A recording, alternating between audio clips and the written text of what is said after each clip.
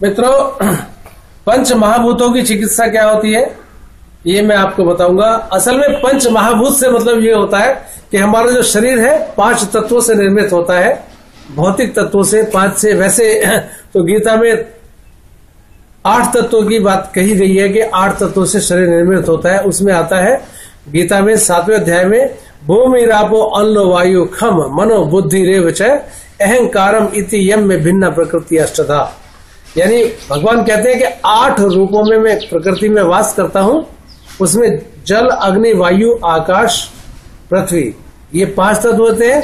फिर आते हैं मन, बुद्धि, अहंकार, ये 3 तत्व होते हैं। ये जड़ रूप में है, परमात्मा जड़ रूप में प्रकृति में है।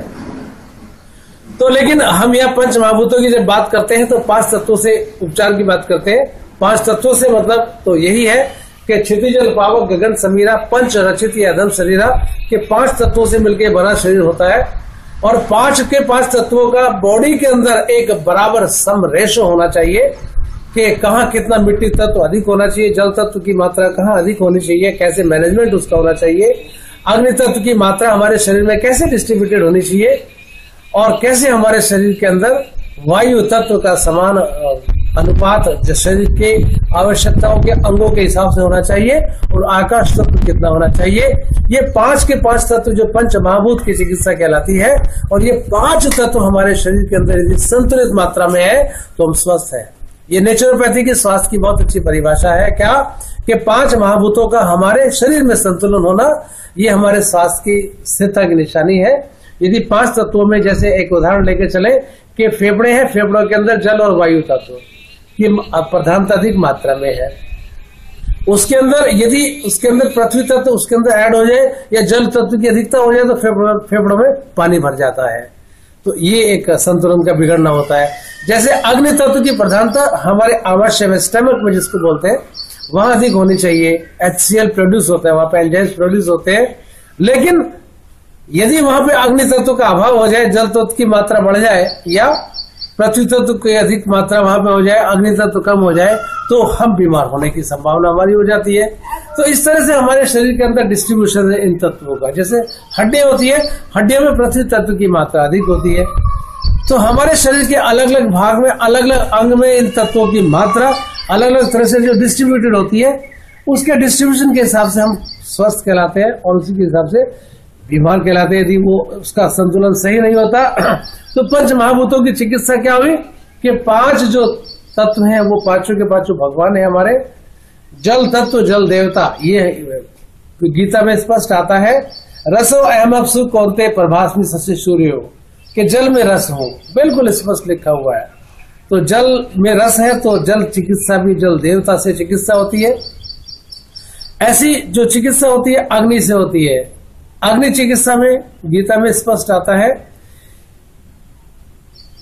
कि कई जगह इस तरह का वर्णन आता है गीता में कि जो सूरज है उसकी धूप है, उसके जो सूरज है उसका जो प्रकाश है वो मैं हूं। तो इस तरह से जल तत्व हुआ, जल देवता हुआ, अग्नि तत्व हुआ, अग्नि देवता हुआ, वायु तत्व हुआ, वायु देवता हुआ, पृथ्वी तत्व हुआ, पृथ्वी माता देवता हुई। तो ये देवता है हमारे, ये हमारे देते हैं हमें। हम इनके संपर्क में आगे उपचार कराते हैं। जैसे जल के बहुत सारे हाइड्रोथेरेपी के उपचार हैं, टप में बैठना हुआ, स्पाइनल बाथ हुआ, बॉडी के बहुत सारे अलग अलग बाथ होते हैं, स्पंज होता है, ये सब के सब जल तत्व का भाग है। एक अग्नि तत्व होता है। अग्नि तत्व में हमारे शरीर के अंदर जो अग्नि का जो बाहर से ठंडा गर्म सेक होते हैं, अलग से कोई इस तरह की भाप होती है, स्टीम बाथ जिसको बोलते हैं, या सूर्य की धूप की किरण में उसका सेवन करना, उसमें बैठना, ये हमारा अग्नि तत्व के उपचार होते हैं। पृथ्वी तत्व के उपचार होते हैं कि मिट्टी को अलग अलग स्थानों पे रखना, माथे पे, पेट पे, घुटने पे, कमर पे, पूरी बॉडी पे भी रखते हैं, कभी कभी पूरी बॉडी पे लेप करते हैं उसको। तो ये मिट्टी के तत्व के द्वारा उपचार। ऐसी वायु के तत्व के उपचार खुले में, बिल्कुल कम कपड़ों में घूमना, या शुद्ध वायु का हमें सेवन करें, प्राणायाम करें, ये वायु तत्व का उपचार है।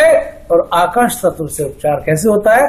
आकाश तत्व से उपचार होता है कि हम इस पूरे के पूरे जो शरीर है, शरीर को कभी कभी उपवास का मौका दें, कम खाएं, ना खाएं, या कुछ दिन के लिए हम रस आहार पे रहें। तो ये हमारे पांचों के पांचों तत्वों से चिकित्सा होती है।